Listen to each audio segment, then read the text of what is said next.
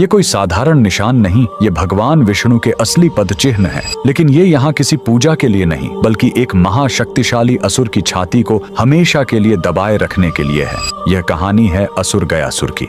लेकिन रुकिए, वह कोई पापी या दुष्ट राक्षस नहीं, बल्कि भगवान विष्णु का इतना बड़ा भक्त था कि उसने कठोर तपस्या करके भगवान ब्रह्मा से वरदान पा लिया। वरदान था, जो भी मुझे देख लेगा या छू लेगा उसे सीधे मोक्ष मिल जाएगा। यह वरदान इतना शक्तिशाली था कि हर पापी भी सीधे मोक्ष पाने लगा। स्वर्ग नर्क खाली हो गए और यमराज का काम ही बंद हो गया। जब प्रकृति का संतुलन बिगड़ा तो देवताओं ने एक दिव्य छल किया। उन्होंने गयासुर से उसकी पवित्र देह पर यज्ञ करने की अनुमति मांगी। जैसे ही गयासुर लेटा, वह हिलने लगा। तब ब्रह्मा जी ने मृत्यु के देवता यमराज को आदेश दिया कि वो अपने लोक से एक विशाल धर्मशिला लेकर आएं और गयासुर की देह पर रख दें।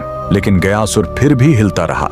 तब उसे स्थिर करने के लिए स्वयं भगवान विष्णु ने उस विशाल धर्मशिला पर अपना दाहिना पैर रख दिया, जो हमेशा के लिए अंकित हो गया। भगवान के स्पर्श से गयासुर खुश था। उसने मृत्यु से पहले भगवान विष्णु से वरदान मांगा, मेरी यह देह दुनिया का सबसे बड़ा तीर्थ बने और जो यहाँ अपने पितरों का पिंड दान करेगा उन्हें सीधे मोक्ष मिलेगा। और भगवान के आशीर्वाद से गयासुर का वही शरीर आज बिहार का पवित्र गया शहर है। और जिस स्थान पर विष्णु ने पैर रखा था, वहीं पर बना है यह प्रसिद्ध विष्णुपद मंदिर। लेकिन रुकिए, इसी मंदिर के बगल में इस फल्गु नदी में कभी पानी नहीं दिखेगा। क्यों? कहते हैं, जब भगवान राम और लक्ष्मण अपने पिता के पिंड दान की सामग्री लेने गए थे, तब राजा दशरथ की आत्मा स्वयं प्रकट हो गई और उन्होंने माता सीता से ही पिंड दान मांग लिया। तब सीता जी ने फल्गु नदी की रेत से ही पिंड बनाए। उनके हाथों में रेत भी अन्न के पिंड के बराबर हो गए और फल्गु नदी एक गाय और एक ब्राह्मण को गवाह बनाया। लेकिन जब राम जी लौटे तो उन्हें इस बात पर विश्वास नहीं हुआ